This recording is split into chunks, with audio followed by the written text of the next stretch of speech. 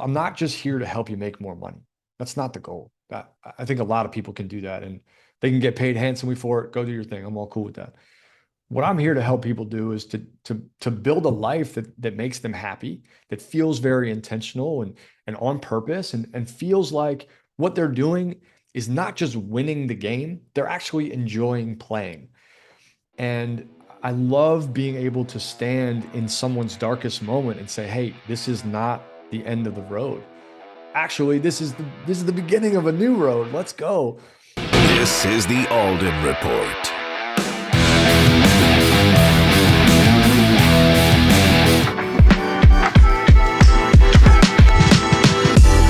Folks, before we get into our next guest, I'm super excited about our latest program. Look, we've been on television for close to 20 years, literally selling hundreds of millions of dollars worth of products and services that have had a positive impact on people's lives. We've created millionaires. If you've ever watched television, you've most likely seen me on television, not dressed like this, but in a suit and a tie. Listen, we've re-engineered the process. We're allowing people, a small group of people, whether you're an author, whether you're a business coach, whether you're an entrepreneur, whether you have a program or a service that you feel as though that can have a positive impact on people's lives, and you want to up-level your game. You know, you're tired of what's going on social media. You're tired of AI is not kicking in. You're tired of all the money that you spent and you're not seeing any return. You're tired of all these fraudsters out there that tell you they're going to put you in Huffington Post or USA Today or Forbes, and it's nothing just but a joke. You want to be in front of millions of people every single day all over the country. Folks, we've been doing it for 20 years. We've re-engineered the process. We've made it possible for the average everyday person to participate in this. If you want to up-level your game, if you truly want to build your profile, if you truly want to get in front of millions of people every single day, send me a direct message at Mike Alden 2012. You'll see it on the bottom of the screen, at Mike Alden 2012, and put TV in the message, and I will get back to you personally and see if you're a good fit for us. Again, send me a direct message at Mike Alden 2012. Send me the message TV, and we'll see if you're a good fit.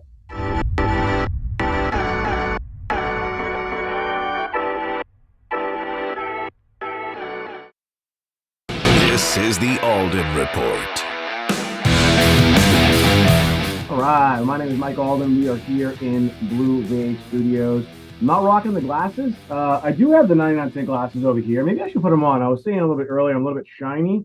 I didn't put any makeup on today. For those who are, avid viewers and listeners, sometimes I do wear makeup. It's just the thing. I'm not going to wear these glasses. I don't know. They look a little goofy. Oh, he was going to rock glasses too. We're going with glasses. Let's go. All right. You know what? All right, let's go. The 99-cent glasses will be on today. We have, look, because I'm just loaded, I have multiple pairs of 99-cent glasses.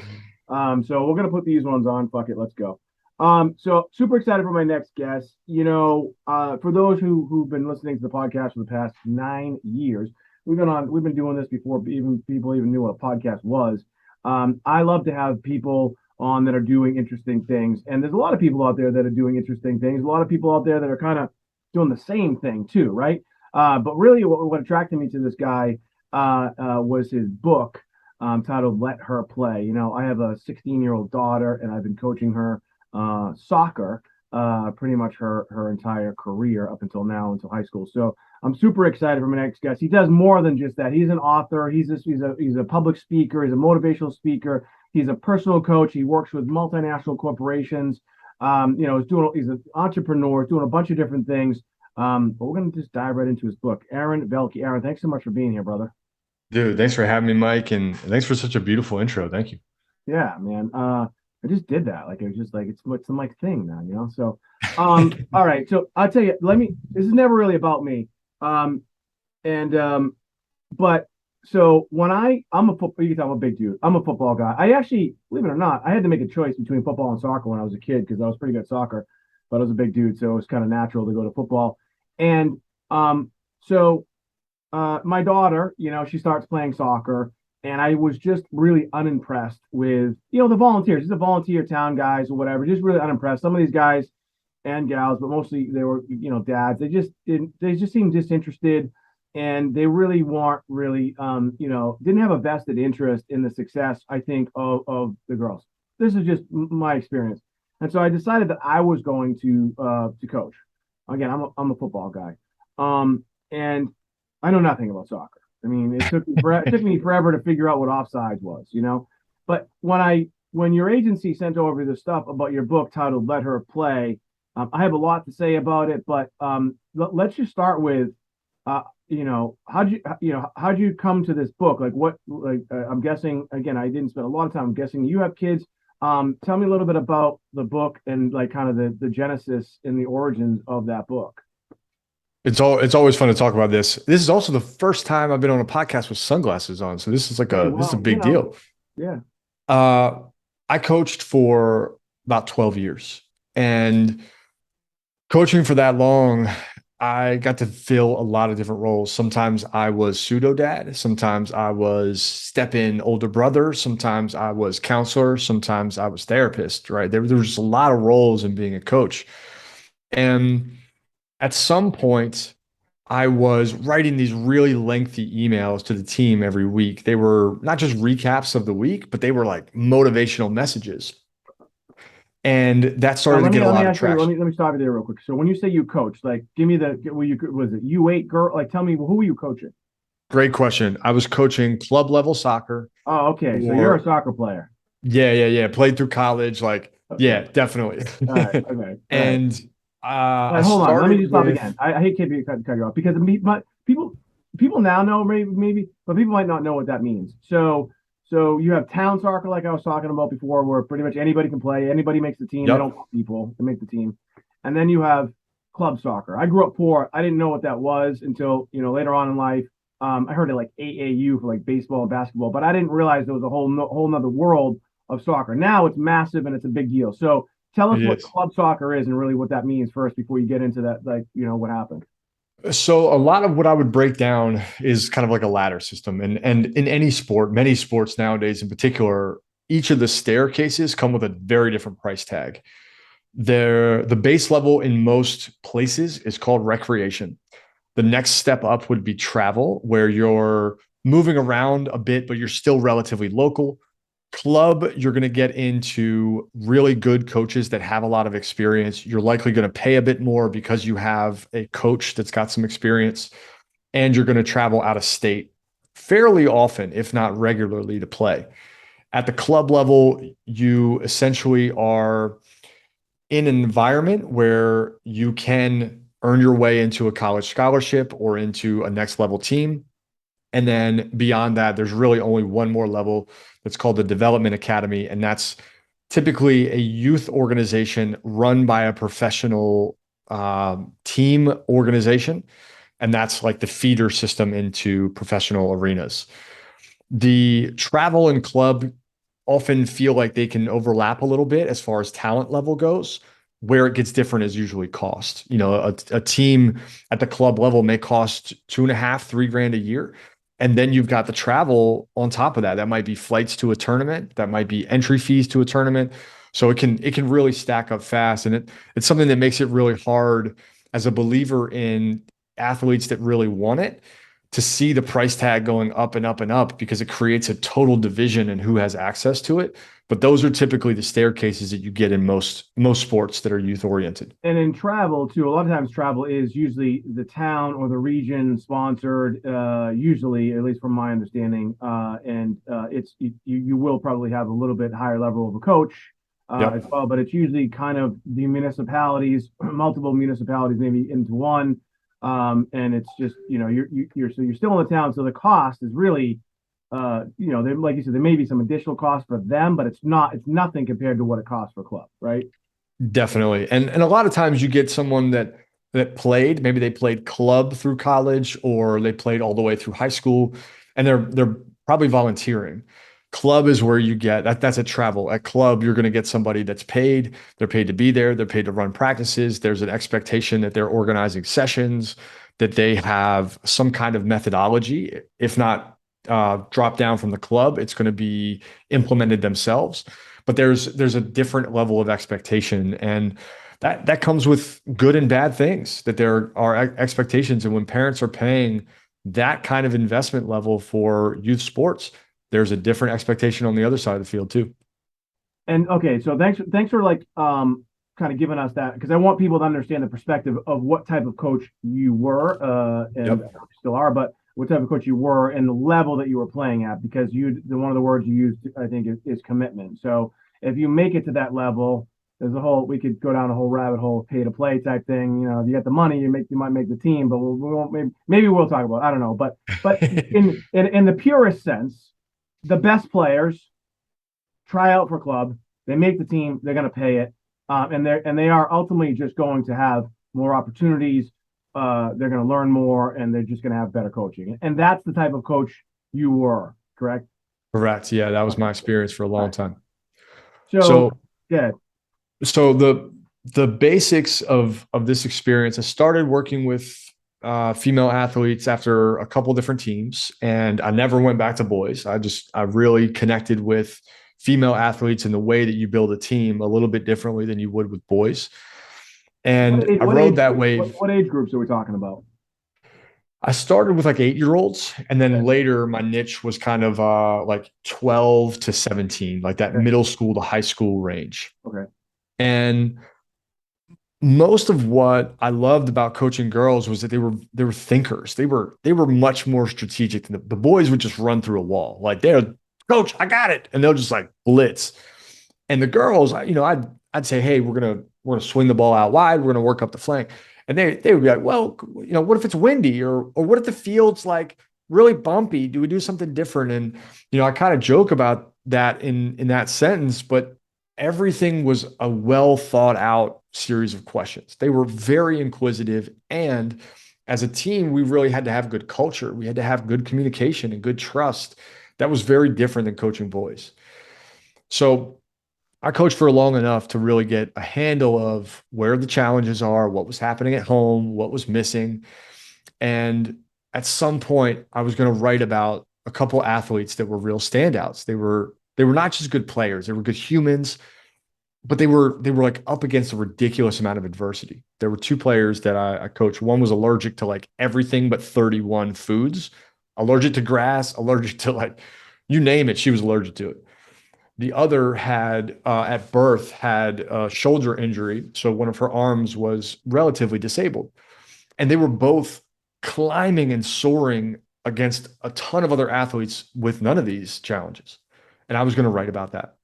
So I wrote and wrote and wrote.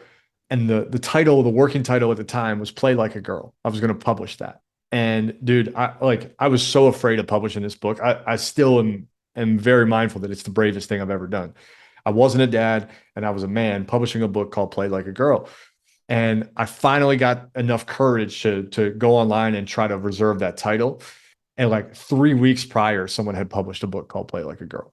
And I was like, man, the road is over. It's done. But I had like 90,000 words. I had a lot of words. That's a lot of words, my friend. It's a lot of words. Yeah, I mean, it's also what I do. I mean, I help authors, right? So, yeah, that's like 2 books actually. So it is, yeah. And admittedly, I'd say maybe half of that was actually good words. The rest were just words that didn't have a place and didn't have a home.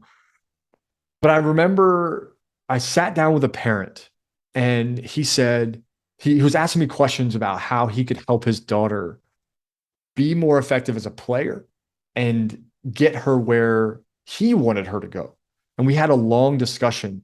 And the end of that conversation, one of the final points and the punctuation in our conversation was, hey, listen, no matter what you want for her, when she is on the field, when she is at practice, when she is training at home, whatever it is she's doing, you've got to let her play. I can hear you across the field.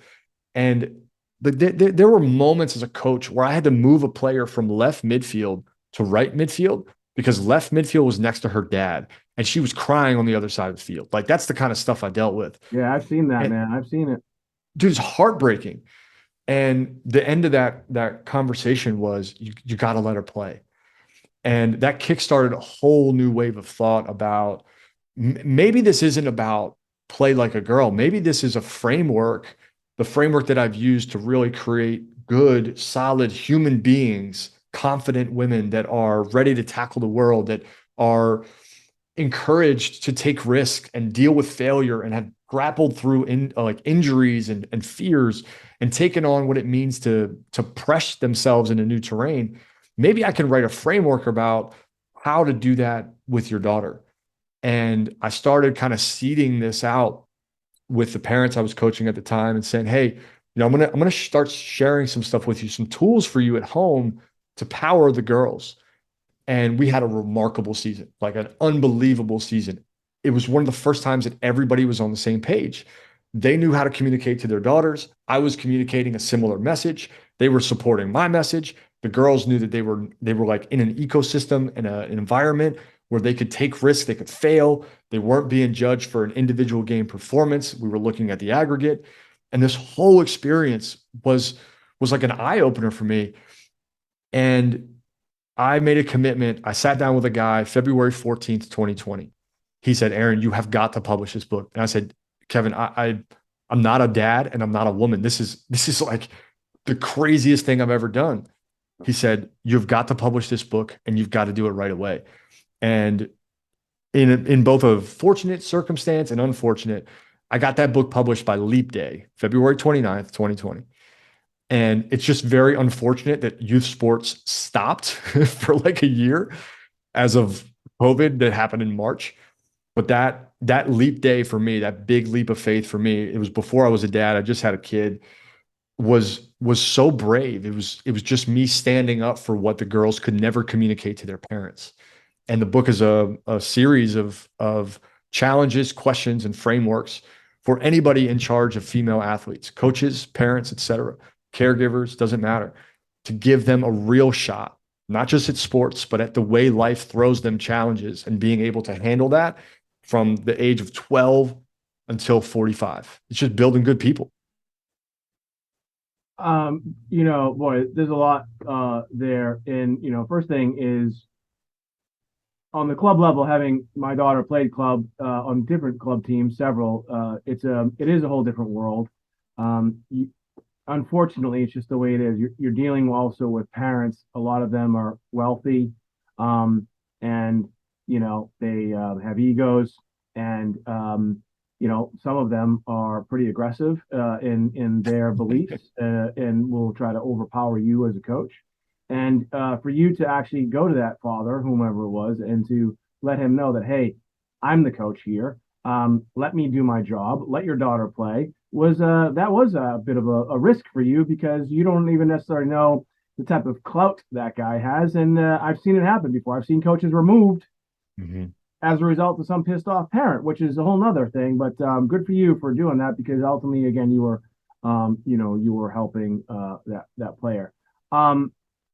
So in a second, I want to talk to you a little bit about the principles and the things that you really taught these girls that, and you've kind of alluded to it a little bit, that have really given them or will give them kind of, the skill sets that they need in life. Because I think a lot of people don't necessarily really understand the long-term benefits of sports and being coached and all the things that come along with it, the adversity, the overcoming an injury, to sitting on the bench and feeling like you should play, and then trying to figure out a way to support the team, traveling all the way to a different state, not even playing. Like I've had that happen before, I played college football. I had it happen to me a lot. And there are things you need to work with as an individual, and you can decide how are you going to use that adversity to your advantage in a second. Again, we're on with Aaron Velky. We spent a little bit of time about his book that he wrote, and I again was immediately interested in what he had to write about having a daughter, a 16-year-old daughter, and having coached girls since U8. My daughter was on the team, so it was a little bit different. For me, it was a bit of an eye opener and a whole new experience, and I'm really excited about your book. I know that you wrote it in 2020, but I know that it's also, like you said earlier, has really kind of expanded your business and some of the things that you're doing. So if you'd like some more information about Aaron and his book and also what he's doing, we're going to get into that as well later on. You can go to aaronvelky.com, AARONVELKY.com. Check him out on Instagram, Aaron Velky. He's also pretty active on LinkedIn as well. Today's episode is brought to you in part by Wicked Happy. The way you live your life depends on your outlook, and theirs is simple. Be wicked happy. Wicked Happy provides you with apparel to make you smile. So if you want to be wicked happy and you want to look wicked cool, then visit wickedhappy.com, and at checkout, enter in the code RADIO for an additional 15% off your entire order. Again, visit wickedhappy.com, apparel to make you smile. I read this great article years ago, and let me just back up a little bit for a second. So my daughter, let me just bring my daughter. She's a defender, and she's like 5'10". She's always been a big kid, and defense was definitely like her kind of sweet spot, And I really wanted her to be a great player, or at least give her. I always talk about giving her options. I wanted her to have options so that she could decide whether or not she wanted to take something to the next level. So I actually started having her work with a private coach. I didn't feel like her ball skills were really where they needed to be. So I had to work with a private coach. And after several weeks or maybe several months, he asked her, and she played when I coached her in town soccer. Town's different, right? And he asked her to be on his club. I didn't even know he had a club team. And so my real question to him was, do you honestly think that she's club level? Like, do you think she can really play club level, or are we just trying to fill a spot so I can, pay you whatever we're going to pay you? And he said, no, I think she can definitely play. So we got her on that team, and it was a pretty decent experience. She then went on to that club eventually just kind of ended, because I'm sure you see that all the time. These clubs, they come and go. And now I was really kind of distraught because she was definitely progressing. And I didn't know what to do. So we ended up getting her on another team, but I want to kind of get to the whole point. I ended up reading. So I Googled, I wanted to be a better coach as well. Right. And so I Googled how to be a better coach. And I found the book, The Talent Code, by Dan Coyle. Great book. And I've actually had Dan on the podcast. Have you read that book? I have read that book multiple times. And so that book just blew my mind about really what success really means. But the article that I really found was interesting was I read an article, and I think it was titled something like something along the lines with "They'll all hang their cleats up someday." It was an article written from a dad who did coach his daughter, and the article basically told a story about it was a championship game, and it ended up in a shootout.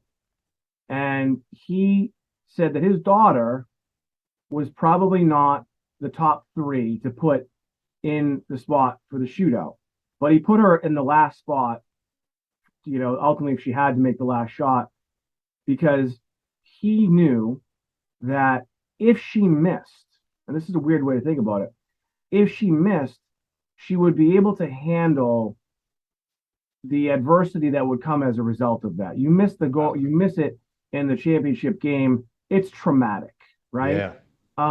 But ultimately what he was saying is that it's not about any of the stuff that's on the field. It's about what happens to them in life. And he just knew, because he had been coaching his daughter, that she would be okay. But a lot of kids would really have a tough time because they have been so coddled and taken care of, and they don't know what it's really like to lose. And this, everybody gets a ribbon, culture that we're living in. You'd mentioned culture earlier. I don't think in 9 years, I don't think I've ever had this long of a monologue into a question, because dude, I'm with it. Let's go.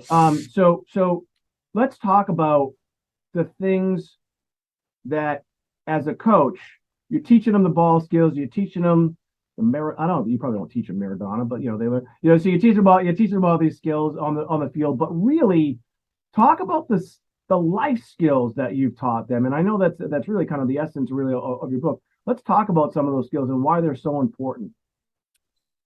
Well, one, I do really appreciate that story, because it does encapsulate everything that we miss, right? The interesting piece about sports are a great microcosm for the macro that we live in beyond sports. And whether it be me coaching an entrepreneur now, or me coaching a soccer player 6 years ago, they're almost the same frameworks. when we play sports, we learn critical life lessons. Number one is, what do you do when you lose? How do you respond to loss? And in the game of entrepreneurship, in the game of business and life and relationships, what matters more than anything is your response to what happens. Not what happens, because you largely can't control what happens. We can't control a pandemic, can't control if our boss fires us, we can't control if someone crashes our car. It doesn't matter. It's our response to that. So getting the girls to really understand that the way you react is really indicative of your future was about putting them in situations that they didn't like. It was about challenging them and watching them fail, and to take time to say, hey, you failed. Not you're a failure. That's a very different sentence. You failed. How do you respond? Was a critical part of my like strategy. The second was to give them confidence. And most people think confidence is all about, do I believe that I can win?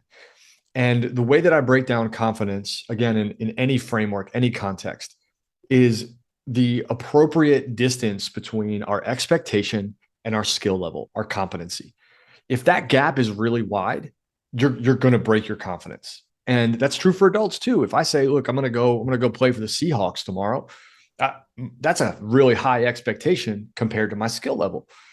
And giving them some tools to understand what confidence is, not the result, but the trust that you can handle it, to this person's amazing decision to put his daughter in. That's confidence. I know that I can handle this even if I lose, is confidence at its core. So that was another pillar. If I broke it down to three, the third pillar was how to talk and collaborate and communicate with other people. And this is work, this is relationships, this is life. What happened often, especially with girls' teams, is that they had a tendency to create cliques, whether they went to the same school together or played something different together on a different weekend day. Cliques were natural. So I would regularly disband the cliques and give them one common enemy. And that enemy was me. I was the guy that was always the nemesis. And so they had to focus on, well, how do we beat Coach Aaron? How do we work together to like win this environment? And what made it really fun is that if and when they learned to work together, my job was almost done. I had, if they were confident, they could handle failure, and they learned to work together. The only other thing that mattered was talent and athleticism and maybe skill. But we worked on those to learn the other three. So it was embedded in everything that we did. And the moments that make me the most proud is hearing from an athlete years later. And what I hear back is not, here's what I'm doing in college playing. Here's my season. What I hear is, Coach, you were the only person that believed in me. And I took this risk. I would talk to him all the time about what my life in business and entrepreneurship was like. And I would hear like, hey, I took this risk and this is how it panned out. Or, you know, I changed majors because I just wasn't happy. And you always talked about how being happy was really important to the way you created success. And I agree with the happiness, wearing two things that say wicked happy on it, but yeah, keep going. Yeah. So the joy and the legacy that I've seen like bounce back to me is not, this was the best game, and not, we won the most championships. Some of those moments will stick, very few will. It all gets drowned out in like the length of time. You can't remember all those games. You remember moments, you remember events, but generally speaking, you lose it all in the deluge of mediocrity, because you see it all the time. What stands out is players that are like, dude, every time we ran, you were running with me. I was never alone. When I had a hardship, something I needed to deal with, you helped me get through my failure, whether that was at school or at home. And, you know, I dealt with stuff that was deep. I dealt with suicide watch. I dealt with parents that died during a season. I dealt with players that were going through depression. I dealt with anxiety. I dealt with like family divorces that left players like really stretched between who they were and what it all meant. I dealt with like career-ending injuries. These things paint a very unique color on what a sport means to someone. And they don't have anything to do with sports. But if you're going to build a strong young woman that's capable of like living in a world where they got to be a lot of things, man. They've got to be strong, but not too strong, because then you're going to be aggressive. You got to be nice, but not too nice, because then you get taken advantage of. You got to know your boundaries, but don't say them too loudly, because then someone's going to think you're offensive. Like, it's very complicated. And for them to have a basis of who they are underneath of a sport experience is the best gift I could ever give somebody. Yeah, man, I just, I kind of getting chills just listening to you, because as somebody who, didn't play soccer at your level, and even I certainly would never have an opportunity to coach at club level, but I can't feel like I'm tearing up a little bit, but I remember thinking about, I'll tell you a story again. This is never about, we're going to talk. We're just shooting shit. When I first started coaching, right? My daughter happened to be on the best talent team. I think that sometimes that's just coincidence, but in a talent team scenario, so we're on the best team, but that doesn't mean you always have the best players. So you're gonna have some players that, because it doesn't work that way in town. They don't want that. But there was a girl who had basically never even seen a soccer ball, and it was obvious that she was from a lower income family, the way I grew up.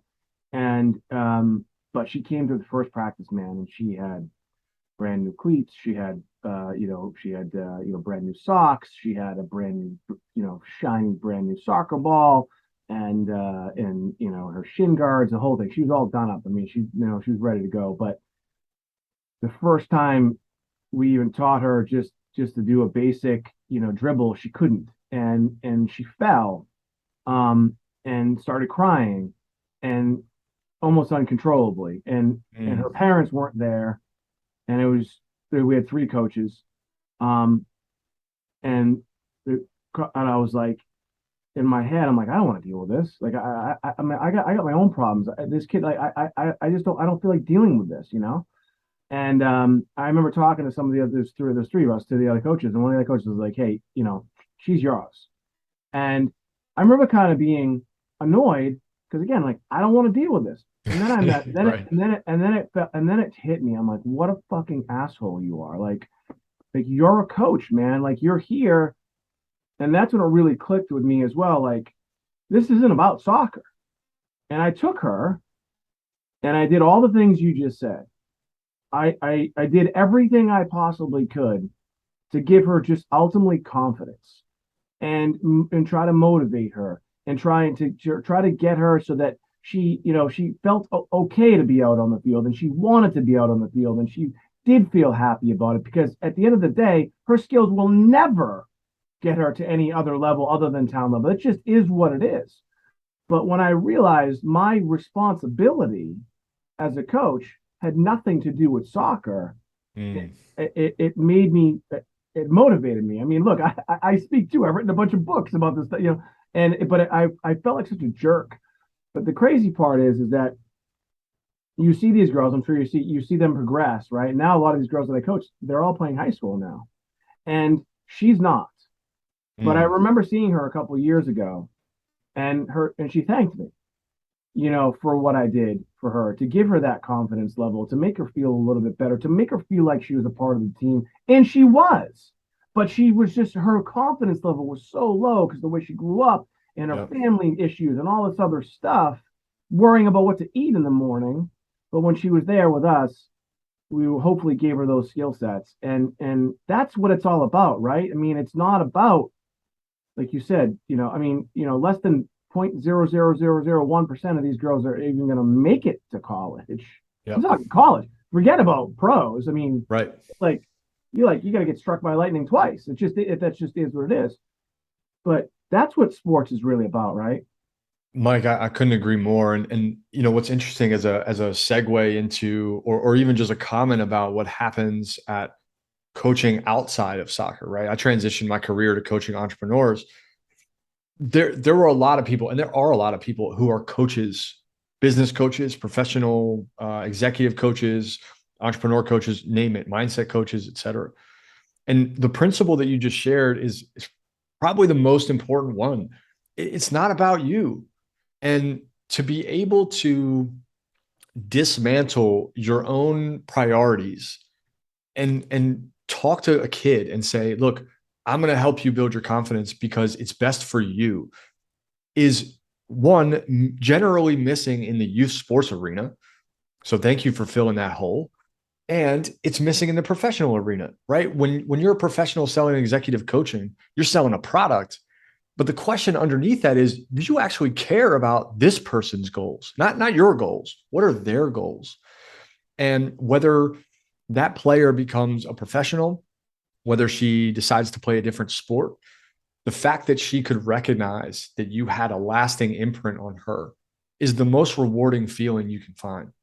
And I think across any kind of coaching, it's really important to be around leaders that are like, look, I recognize that me investing in you is beneficial to me. And I'm here to make sure you get where you want to go, not where I want to go. That's a leadership trait that's missing in a lot of places, not just on the soccer field. And the more we can have, whether it's parents, coaches, volunteers, professionals, it really doesn't matter. The more we can have people who are like mindful of the gap between I care about this because I have to, or I care about this because I'm invested in you achieving what you want out of life, not just the soccer field, out of life, we would end up with a very different group of kids, right? Less entitlement, less problems in like their self-esteem, more confidence, and more maybe willingness to do what makes them happy in life rather than follow the beaten path. And that's a whole nother can of worms there. But I think that comes from leaders that do what you did. Yeah, I mean, I do want to definitely spend some time with how you've transitioned it into helping others as well. But I want to continue to stay here because I think all of it is obviously transitioned into is usable, obviously, in real life kind of business stuff. And I think about kids that didn't play sports and kind of like, what their lives are like. And, sports is sports. I mean, not everybody's going to play sports. And I wonder if some kids would be in a better off position in life, if they hadn't. But, the other part too is for me, when I think about it too, like my daughter, when ultimately the last club she was on, her coach was amazing, named Sergio, former professional player from Portugal. But he was, from what most people would see, if you didn't know him, you would think he's a complete lunatic. And he had no filter. English was his second language. In fact, parents on the other teams would be like, what is wrong with this guy? I can't believe he's saying the things he was saying. And he would put extreme pressure on these girls to the point where some people might think it's a little bit too much. As someone who has played sports his whole life and coached, I didn't think that was the case because I knew where his heart was at. Like I knew exactly what he was trying to do. Talk a little bit about good and bad coaches and like really what they're trying to do, because this guy in particular, again, he would push these girls to a point where I think they might even break down in tears, which some people might think is a bad thing. I don't necessarily think it's a bad thing, especially if where it was coming from was a place of love and support, where he was coming from, because you're going to cry in life. You're going to lose in life. You're going to have people freaking out and getting in your face and putting you in really bad spots in life. And so he was doing this under pressure in a game, calling girls out like, hey, what are you doing? What are you doing? This is the first time you've ever seen a soccer ball? I don't understand. Do you not want to play? I'll pull you off would you like me to pull you? I mean, that's the type of stuff he would do. And here's the interesting part, though, that I noticed. And he would do this to my daughter. The thing I noticed was all of them responded positively. In other words, they all stepped up. Some of them did cry, but when they were crying, they stepped up. And to me, that was one of the most beautiful things, because what that showed was resilience. It showed their ability to deal with adversity. It showed that they could work with their team. It showed that they could understand really what was going on. They didn't like it, but that's real life, isn't it? Yep. Yeah, Mike, I think you you bring up an important point. And the distinguishing factor, in my opinion, is an old adage. People they don't care what you know until they know that you care. And as long as you can communicate that you're after someone's best interest and that there's a mission in mind and your intention is clear, then language like that is important. And we can have a lot of discussion around what language is appropriate, what isn't. I think the focal point is more, does the person on the receiving end, how do they feel about it? Every player needs to be coached a little different. Some players are not ready for that. Some players are. Some players need a bit more of a gentle approach and a tactical conversation, intellectual maybe. And other players need the emotional, like jolt in the chest. What I notice is that across the board, many parents don't want their kids to experience setback or loss in any capacity. So if they get cut from a team, I'm getting blown up on the cell phone. You know, Yeah. it's again. I sorry, I keep cutting you off because I just want to highlight that one thing that you said. And in this world that we're living in, everybody's talking about it. Like, everybody gets a trophy, everybody makes the team. I know. And look, I was cut from baseball my junior year, and it kind of killed me. I felt like baseball was actually, I like baseball even more than football. And there's a whole host of reasons, but at the end of the day, I should have been cut. And I'm 47 years old. I still remember it. Mhm. And it did bother me, and it did hurt my ego. But at the end of the day, I should have been cut because I didn't make the team, and it drives me crazy, especially on the high school level, that everybody is so deathly afraid of parents and what they'll say and the kids' Yep. responses to adversity, and it Yep. scares the shit out of me. And people talk about all the time of what these kids are going to be dealing with and how they're really going to respond to real life stuff now. And it's really, Yep. really troubling where these kids are headed right now, because we're so afraid of putting our kids in situations that quite frankly, yeah, is difficult. It's adversity. It's hard to deal with. You're going to get upset. You're going to cry. All these things, male, female, doesn't matter. Yep. Why are we so afraid of that stuff, man? Like, what's going on? Because we're really ultimately hurting people. Because you know what, man? We don't know. Like my life, right? I mean, the day when I was in the womb, I was way behind. I was in ICU for 6 months when I came. So adversity for me has always been my life, and I hate it.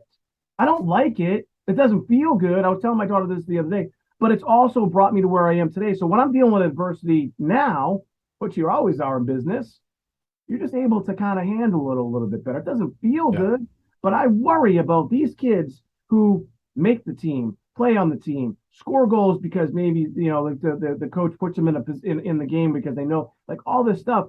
It's scary, man. It really is. It is.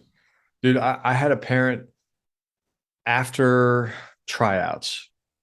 I was coaching the second tier team, and her daughter was trying out for the top tier team. Wasn't ready, genuinely wasn't ready, objectively, and would have had to beat out the two returners for one spot. Didn't. And we had an email discussion. The comment was, why don't we get her to train there once a week and train with me once a week and play with me once a week, so she gets reps in game and she gets training there. Best of both worlds.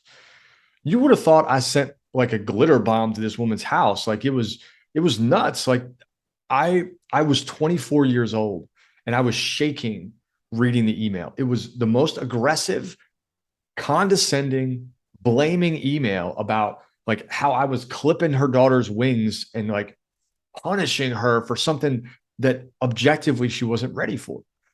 And it went through a couple different back and forths, me trying to play peacekeeper. And then eventually I just brought out my like full artillery and said, look, at this point, I don't even want you here with me. And let me just be an advocate for her for a moment. You've essentially taught her that when you don't get what you want, if you scream and yell loud enough, you will. I'm like, at some point, if you don't feel the consequence of that, she certainly will. Because whether it's college or a job, if I'm an employer and a mom calls me, that person's gone. Like, I'm not dealing with that. There is not an employee I will ever deal with their mom. And you're not going to be able to protect her. She is not ready for that position. This is not me favoring someone else. This is two returners that have clearly demonstrated better skill and more handling, and she has a way to go. If you decide that you want to move to a different place, so you get to like ego bomb and say, hey, my kid is on the top team, you're only clipping her from her larger potential to get there, like actually get there. You can hack this all you want. You're playing an ego game, I get it, but you're not going to play that ego game here with me. And it was this moment where I was so angry, and I was angry because one, no one ever had that kind of advocacy for me. And like, there was a moment of jealousy, like, man, do I wish my parents would have like fought for me to get somewhere or be on a different team and that quickly quieted because I don't want that. Everything I got, I had to earn. And I like walked onto a Division I team. I had to earn the hell out of that. There was no shortcuts. I had to be faster and smarter and stronger than everybody else to even get attention. And that all came from a ton of failure and a ton of like reality checks to say, hey, you're not good enough yet. And I think what we set our young adults up for with participation trophies and second place awards and fifth place high fives is an addiction to rewards without results. And that is not how the world works. That's not how success works. That's how mediocrity happens. And if parents, anybody can extract far enough out and look at the pattern, not the individual moment, the pattern of, hey, you tried your best and here's a reward for that. I'm okay with rewarding effort. I'm not okay with pretending that we're rewarding results that aren't there. It's not helpful, and it's damaging to the long-term ability for someone to handle it when they go to a job and they're like, listen, you need to do 10 of these a day. You've hit 8. First warning. Okay. You've hit 8 again. Second warning. 8 again. Listen, we got to let you go. That's when a mom calls. That's when the kid has a breakdown. And that's when a kid doesn't know what to do. And I think we short side because we don't want to have a difficult conversation. And if there's anything that coaching taught me and is a big part of my job now when I work with very successful people, is I am not afraid to have a very difficult conversation. And I am so grateful for those moments. I was terrified then, shaking over the keyboard, terrified, shaking when someone would walk across the field. But it showed me, like, I'm going to take a stand for your kid because clearly you won't. This is about you. And Mike, I learned so much about what a fierce conversation means and how much, when you do it, how much it really opens up. Like, some of those things changed those kids' careers. That woman eventually called and was like, I'm really grateful. That was all about me. And we had a lackluster season everywhere we bounced because I've just bounced her all over the place just so I could feed me. And, I'm proud of that. That's a great story, man. I want to ask you a question though, for parents who do have, and I've struggled with this now that I'm not coaching my daughter. Real quick before I ask the question, I was thinking about that coach, Sergio, and I asked him like his objective opinion because I feel like I'm pretty objective because I have coached my daughter, like I know where she's at, having worked with her and having private coaches and having her play on club level, I still kept feeling like her ball skills just really weren't there. She's a defender, and he said to me, he's like, look, I played professional, soccer. He was a keeper, and he said, you'd be surprised that some of these guys that their ball skills really weren't there either. He said, but she's a defender and she's what I call a destroyer. That's all she needs to do is just destroy the play. He's like, so don't worry too much about her ball skills. And because I really wanted to get a real sense of kind of like where she's at, and we've invested a lot of time and money and resources and things like that into it. And at the end of the day, like, I'm not sure if she's going to even play in college because she's also playing tennis and a couple other sports. But my question for you is there a point and for those parents that are listening right now that have kids and maybe they want to do this, because I've actually wanted to do this, and I have done this on club and in soccer, and excuse me, high school, very delicately, and I'm not even sure if I've done it right. When does a parent, when is it okay to speak up, and how should you? Because as a parent with kids, if you can't advocate for your kid, then no one can. So it's a really delicate thing. But like, what advice would you give to parents who, first of all, should be doing their best of being as objective as possible, pulling out the fact that it's their kid? When should they say something? Because let me give you an exact scenario. So my daughter, this with COVID and stuff, it's just seasons are just so wacky and the way things have been rough. But last year they didn't have a keeper. She's not a keeper, but she's almost 5'10", and she's played when she was a kid, and she can move, and she's a defender. So it's almost natural for her to transition into that, But it wasn't her position, and they asked her to play, and that's a high stakes position, very stressful. Everybody looks at you if the ball makes it past you. It's your fault, the whole thing, but she did. She stepped up, and I was proud of her. But I was also concerned about the fact because it was her sophomore year, and that JV, and that's when she's developing her skills as a defender.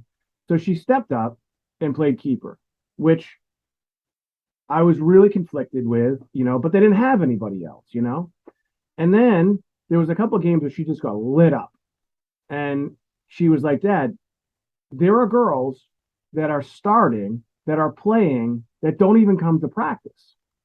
And that really kind of pissed me off because I'm like, man, you asked her to be a team player, which we talked about. I said, look, you're going to be a team player. That's what you're doing. It's okay. I'm okay with that. I am concerned about your future as far as, the rest of the next 2 years.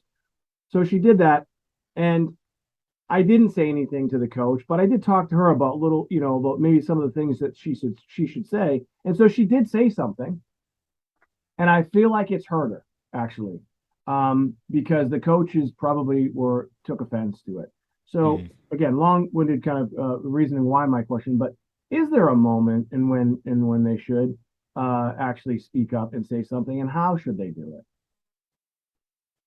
There's always a lot of complexity, especially if there's, a shortage of players, or there's maybe challenges that are happening again with team dynamics.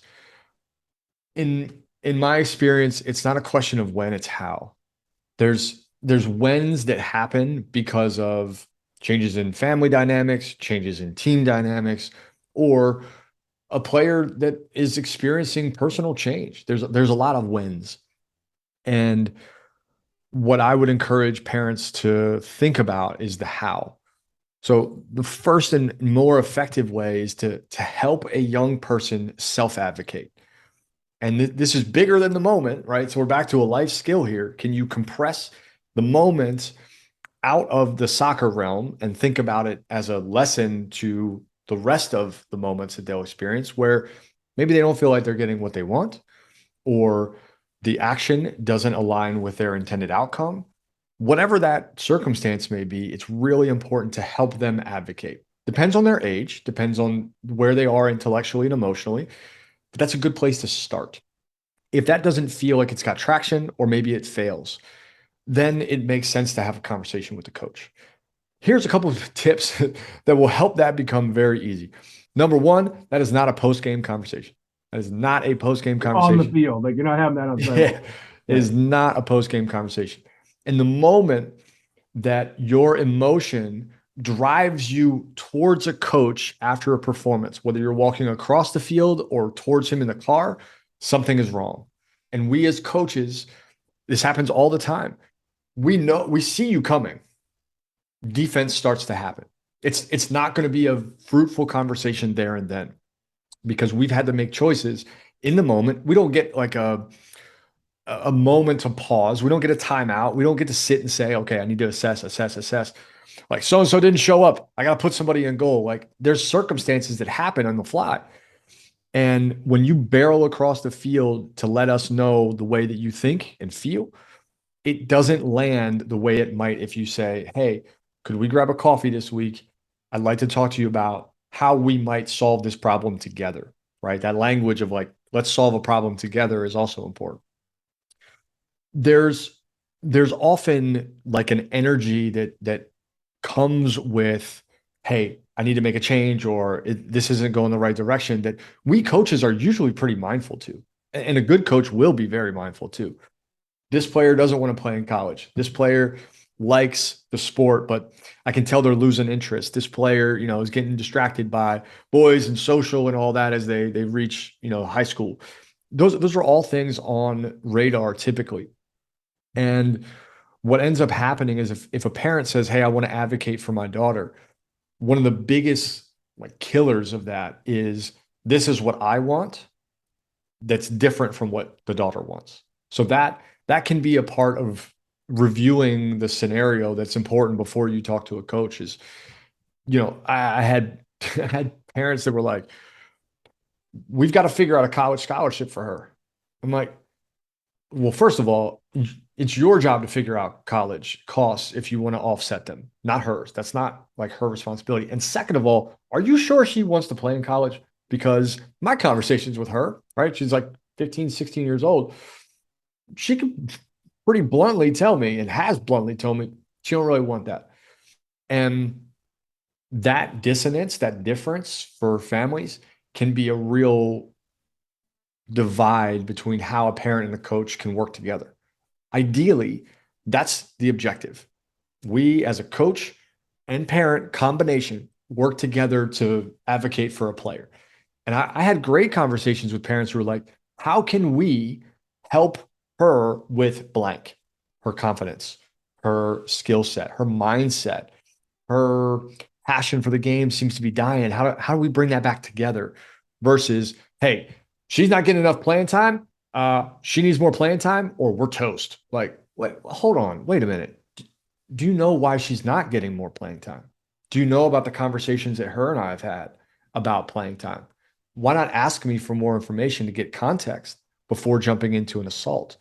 And there is usually a method to many coaches' madness from the other side of the field, right? It looks random, it looks chaotic, but there might be a reason. Someone may have. I benched players because of comments to other players, and I'm like, no, look, listen. There's a culture here. This is how we run. This is how we communicate. If I hear you say this to another player, I'm going to pull you off, and that doesn't reach the car ride home. That doesn't reach the conversation at the dinner table. It doesn't need to. But if someone on the other side is like, man, he took her out, she only played 3 minutes this half, they might not know that she violated one of the team rules in the middle of a game. And if I don't make a decision to pull that player, I'm essentially allowing culture to drift from the expectation. So there's a lot of complexity in, especially a fluid sport where there's no timeouts, no stoppage. And parents would do well to, like, one, start with self-advocacy just as a review, self-advocate first. Two, worry more about when, or less about when and more about how. How do you approach a coach, and do you do it off of field time? And then three, can you ask a coach what's going on before making an assumption about why he's making certain choices? I love it, man. I love it. I know we've been spending all this time on this book, but again, I think like you said, this book has really kind of been the jumping off point for you and to what you're doing now. We're going to get into that in just a moment. Again, we've been on with Aaron Velky. I got to be honest, man.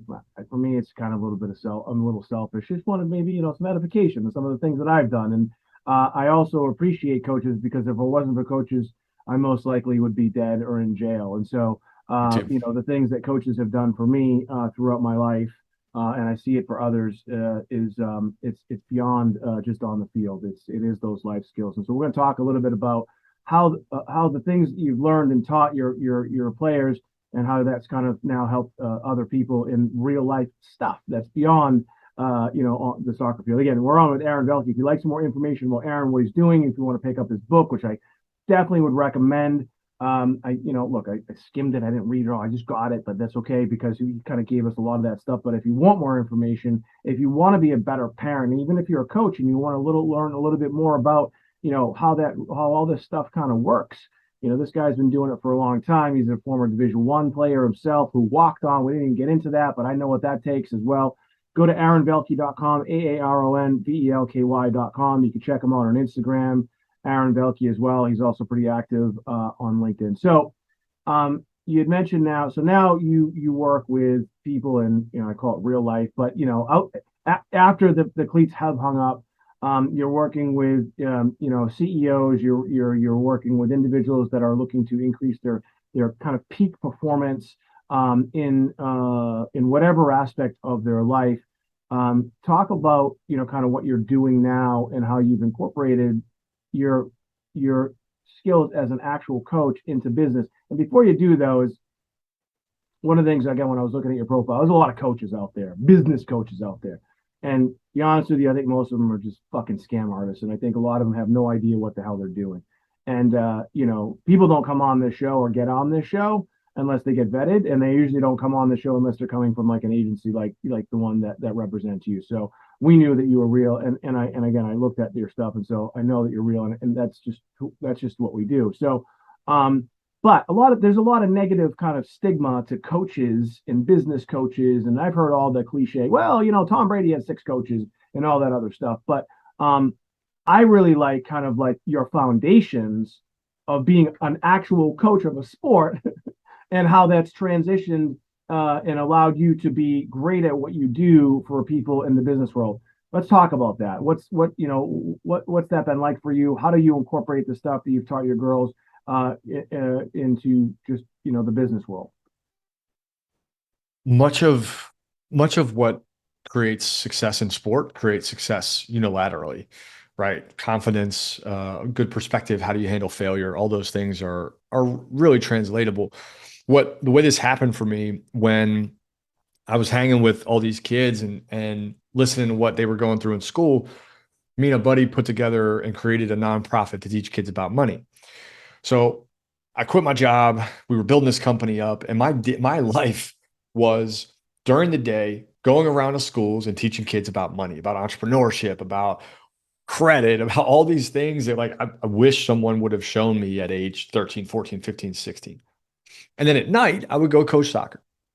And what started to happen is some entrepreneurs or want to be entrepreneurs at the time were like, hey, I'm really confused because your life looks really happy. Like, you're an entrepreneur that all you do is work with kids all day. I don't understand your life. Can you please help me to build a business where I could be happy too? And so over a myriad of years, people would reach out and say, look, I want to build a life that's happy. And that whole path for me was not like, I'm making 400 grand a year. It was like, I'm quitting my job. I'm going to make 36 grand a year and take a risk on building something bigger. And I was just a kid in a candy shop. I was fulfilled. I was genuinely happy, and I was growing. And so the individuals that would come and say, hey, can you help me? I would walk them through a pretty simple framework, much like I would make a practice session for an entrepreneur. What matters to you? What are you great at? What do you enjoy? What do you think needs to be solved in the world? I didn't know it at the time, but this is a series of questions that I now have in one of my company's frameworks called Ikigai. It's a Japanese term. But I was asking questions, and then I was helping them implement. What does this look like if you install it in a company? What does this look like if you do it regularly? How do you sell this? What do you package it as? And naturally, they would bump up against the same things that my athletes would. So they'd say, look, I don't know that I can do this. And I was used to hearing, Coach, I don't know that I can score this goal. My left foot, I don't know how to do it. And I would say, wait. Your left foot is just unpracticed. Let's practice. Let's get better at this. And as an entrepreneur, if they were going out and selling, they're like, I don't know that I can sell this. I'm like, you don't need to sell it. You need to practice selling. And it was like this weird mirror of conversation between a 14-year-old girl playing soccer who was not confident in her ability to make a move and take on a keeper, and an entrepreneur who had a good idea and didn't know how to get it in the hands of the people that it could help. And back and forth, it was like a scrimmage. I retired from soccer in 2020, and the coaching arena that I set down was almost immediately picked up by other entrepreneurs who were like, dude, I I have no freedom. I'm like making decent money, but I'm unhappy. Like, how do I fix this? Or I'm happy, but I'm not making any money. And over the course of the last couple of years, what I've I think has been most magical is to represent an entrepreneur, a seller, or a side hustler. Those are the three people that I work with. Represent them much like I would an athlete. It's the same thing. Hey, I can see your potential. I can listen to you. I can help you hone your craft. As a soccer coach, my job was to advocate for somebody's best possible outcomes. And if they didn't feel like they could get there, could they borrow my courage? Could they borrow my bravery for a moment so they could go live it? And with an entrepreneur or someone else, my job is to say, hey, I think you're capable of this. I know you're capable of this. What are you afraid of? Let's tackle that fear together. And sometimes that means we're walking hand in hand through the scariest shit you've ever dealt with.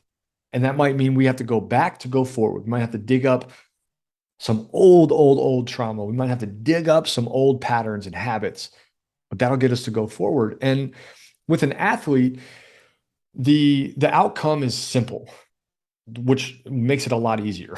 You're just like win the championship or progress, or maybe go to college, play at the next level.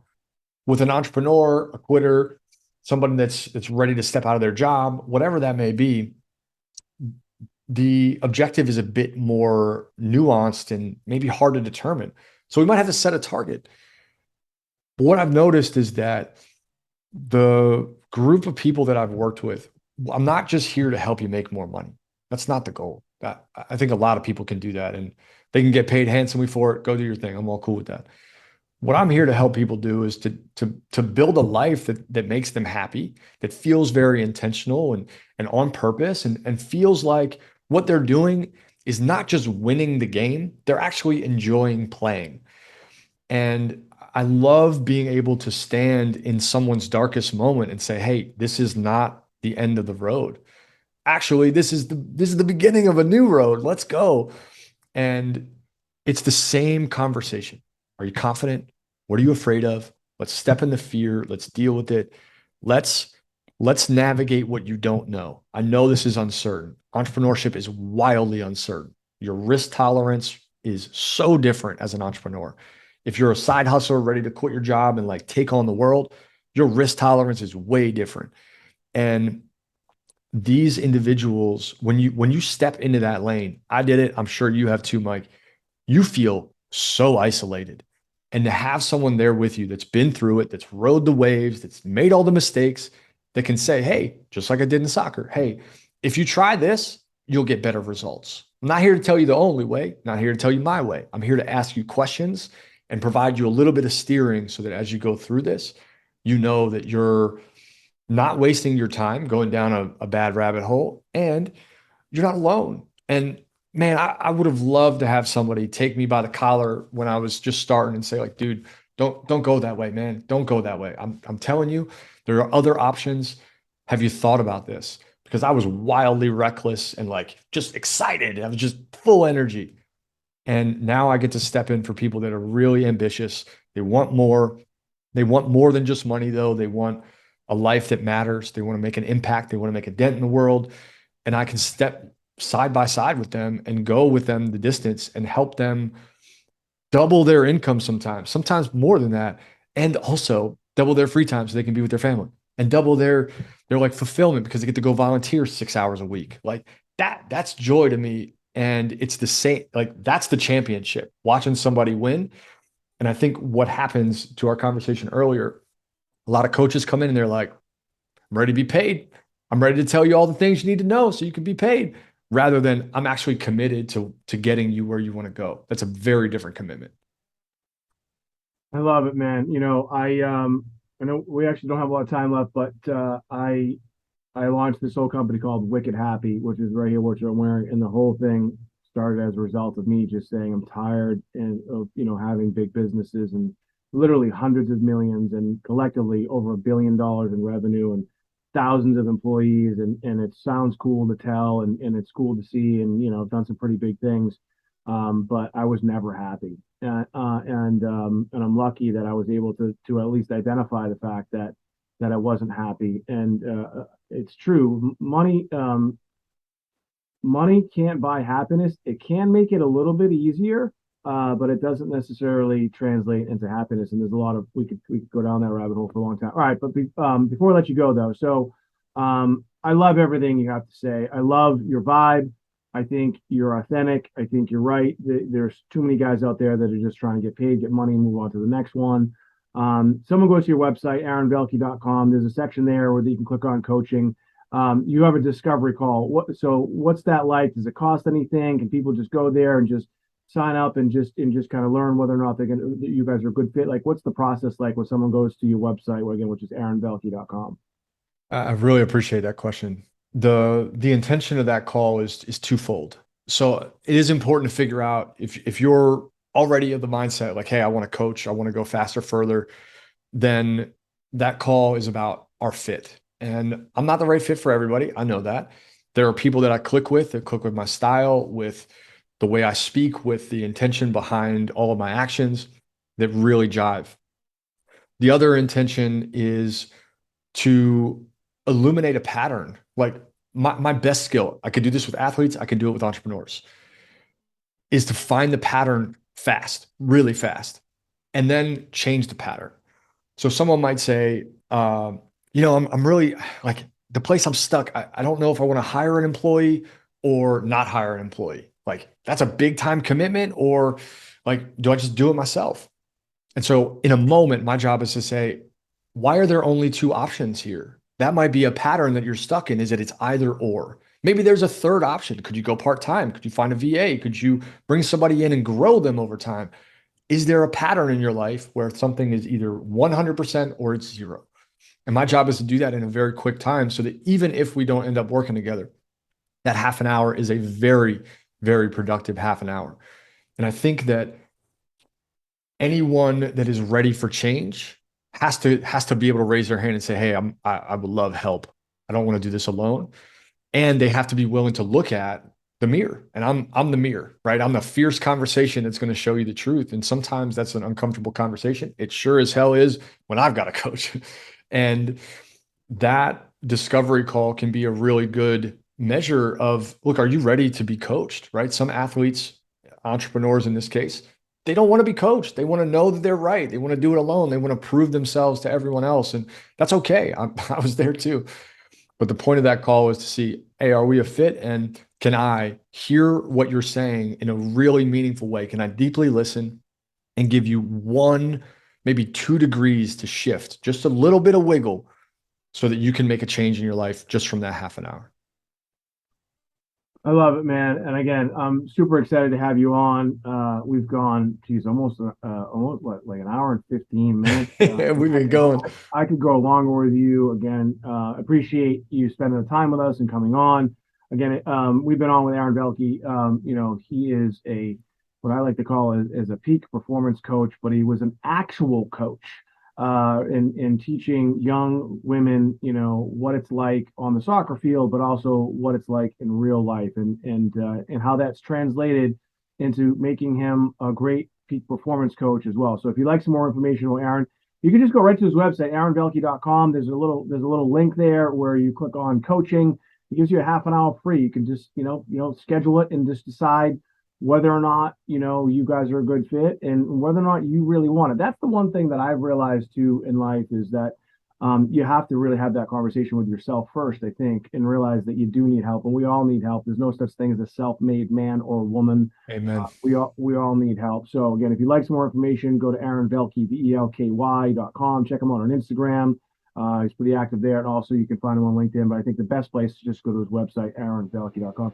Aaron, thanks so much for being here. Thanks for rocking the glasses. I got my 99 glasses.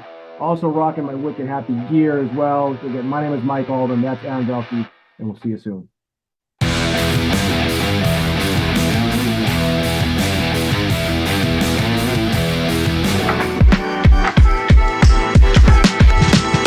I'm super excited about our latest program. Look, we've been on television for close to 20 years, literally selling hundreds of millions of dollars worth of products and services that have had a positive impact on people's lives. We've created millionaires. If you've ever watched television, you've most likely seen me on television, not dressed like this, but in a suit and a tie. Listen, we've re-engineered the process. We're allowing people, a small group of people, whether you're an author, whether you're a business coach, whether you're an entrepreneur, whether you have a program or a service that you feel as though that can have a positive impact on people's lives, and you want to up-level your game. You know, you're tired of what's going on social media. You're tired of AI is not kicking in. You're tired of all the money that you spent and you're not seeing any return. You're tired of all these fraudsters out there that tell you they're going to put you in Huffington Post or USA Today or Forbes, and it's nothing just but a joke.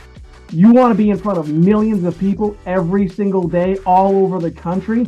Folks, we've been doing it for 20 years. We've re-engineered the process. We've made it possible for the average everyday person to participate in this. If you want to up-level your game, if you truly want to build your profile, if you truly want to get in front of millions of people every single day, send me a direct message at Mike Alden 2012. You'll see it on the bottom of the screen, at Mike Alden 2012, and put TV in the message, and I will get back to you personally and see if you're a good fit for us. Again, send me a direct message at Mike Alden 2012. Send me the message TV, and we'll see if you're a good fit.